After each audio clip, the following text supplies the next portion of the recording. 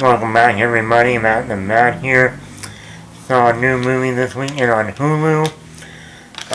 Deep Water is the new Ben Affleck and the Armas movie. Directed by Adrian Lin. This director hasn't made a movie in 20 years. His last movie came out in 2002. The movie Unfaithful, that had Richard Gere, Diane Lane, the erotic thriller. And yes, I saw that back in the day. A lot of nudity. He also did Fatal Attraction, Indecent Proposal, and the famous dancing movie, Flashdance. So this director is known for erotic thrillers, and this has been touted as a new erotic thriller. So if you're into those types of movies, Deep Water is for you.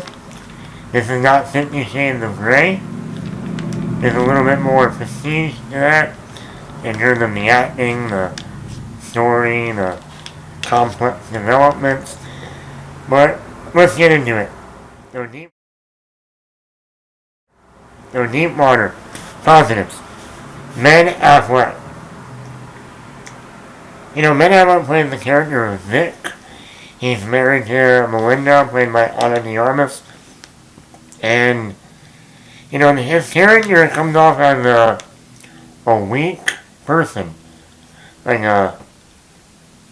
weak, just not gonna do anything, just gonna, letting his wife sleep around with all these different men. And he seems kind of okay with it. And, it comes off as like the Ben Affleck character. Come on, this is Ben Affleck here. He's like over 6'3", muscular. He can take these guys. And I think to some people it will seem like a weak performance, but it's actually a strong performance. You're seeing this guy who, for Ben Affleck to get vulnerable and just in the state of mind and really bring that out with very little dialogue. I think that's the thing that people don't realize with Ben Affleck sometimes. He can show you a lot through just his demeanor or just a look he will give somebody, and it just tells you everything. And this is another role, like he did with Gone Girl, the David Fincher movie that came out in 2014 with Rosamund Pike. Great movie. Ben Affleck really does excel in these types of roles. Yeah, we like to see the action guy, like him playing Batman, or, the funny guy, like when he will sometimes, he's a funny guy in movies, but he's also very good at playing this, like subdued, character, and he really does a great job here. Ana de Armas, one of the hottest actresses in Hollywood today.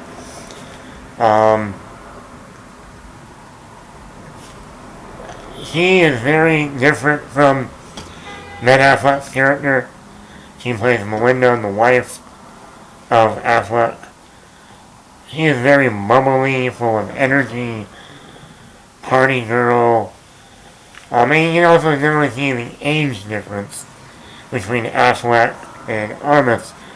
Armas is in her, early 30s, where Affleck's I think in his late 40s, maybe 50s by now. And they dated in real life, so.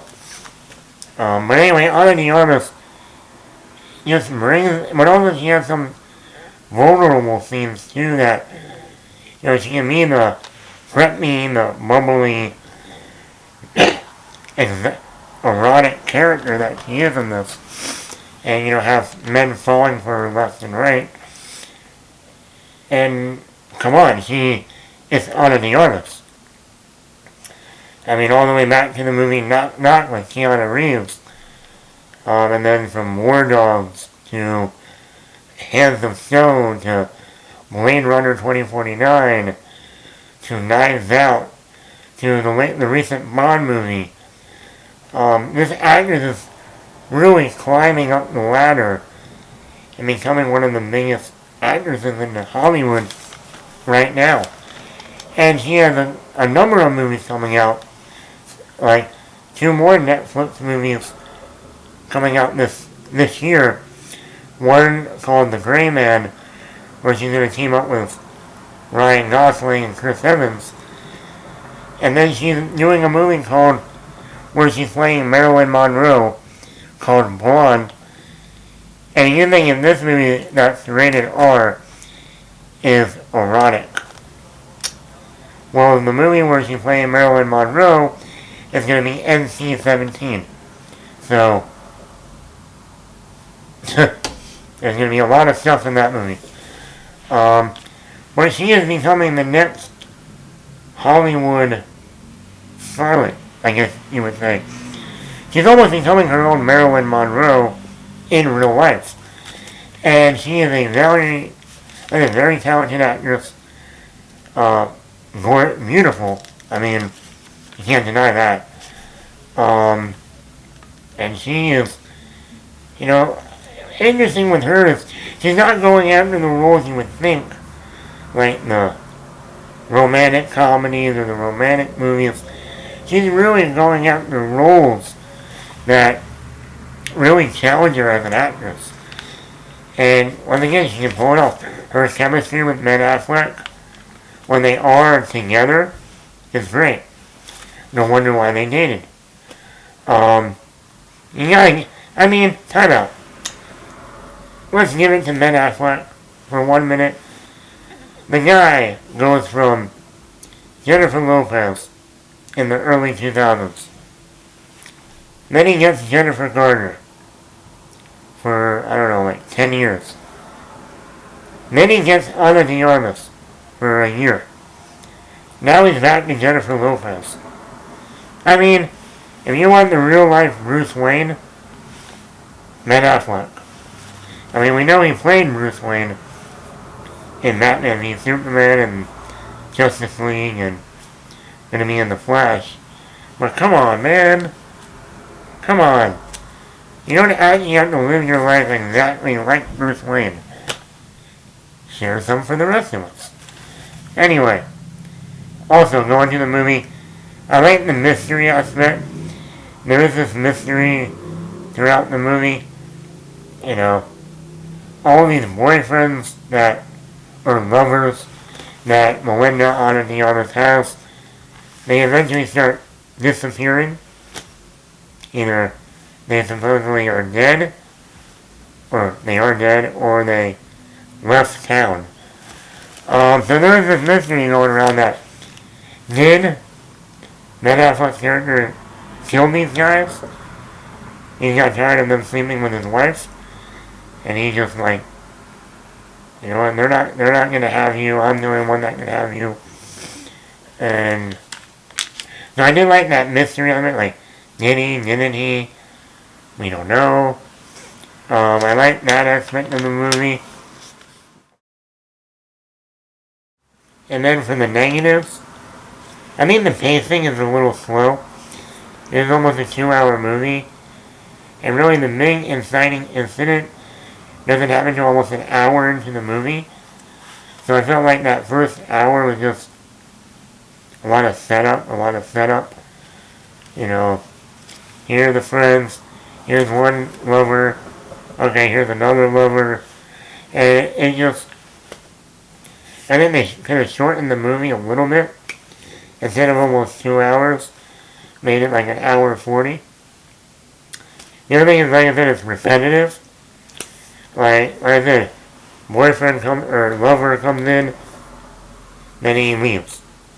Then another lover comes in, and something happens to him.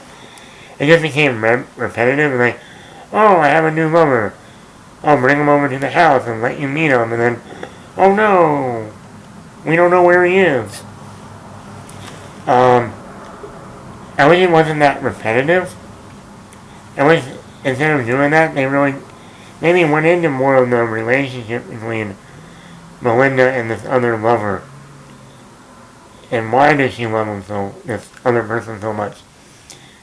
Or see more of that dynamic between the husband and wife. Most of the time they're just not talking to one another, or she's always putting him down. Oh, you're no fun. Oh, you're not a man. If you were a man, you wouldn't let these other guys, have sex with me, fool around with me. You allow it to happen. What kind of man are you? And I was like, okay, give me something more. That's why, let's say a movie like Gone Girl, you did see that back and forth dynamic of, when Rosamund Pike was putting Ben Affleck down, you saw Ben Affleck, hit back, so to speak. Or something, or really see that really see some of that actual romance of how they were together from the beginning. So it just became repetitive. As far as the quote-unquote erotic, yes, there's nudity in this movie. Yes, there are sex scenes in this movie. But it wasn't like the movie Unfaithful that the director did 20 years ago. I think that movie's a lot more erotic than this one. And I don't know if it was because of the pandemic. I don't know. I know they were shooting this around when the pandemic was going on. So I don't know if they had to cut stuff before shooting the movie. Like, because of getting too close to somebody and especially doing sex scenes together. I don't know if that was like one of those things they're like, we gotta cut back a little bit because we're in the middle of a pandemic right now. We can't go all in. So I don't know if that had something to do with it, because I felt like they were building this movie up to be this major, like, erotic thriller. You're not gonna want to get enough of it. It's gonna be so hot. I guess you got Ben Affleck, you got Armas. I mean, what more do you want? Well, I was expecting more based on the director's portfolio, based on how the hype was building for this movie. And I don't think we got it. And like it's a great performance by Ben Affleck. Ben Affleck continues to give us great work. Ana de Armas keeps showing us she's becoming one of the biggest actresses in Hollywood.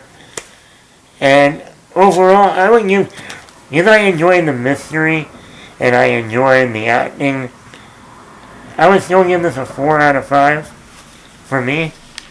So if you're one of those people that's bored and is looking for an erotic thriller, you can't find it on your computer anymore, go on Hulu and you can watch Ana de Armas. But overall, I was expecting something more from this. And I felt like a lot of the supporting characters don't get much to do except say, oh, I can't believe you're letting your wife sleep around with that guy. I can't believe she's doing it right in front of you. And you're not doing anything about it. I mean, that was basically the supporting cast of the movie. So it was kind of like, okay,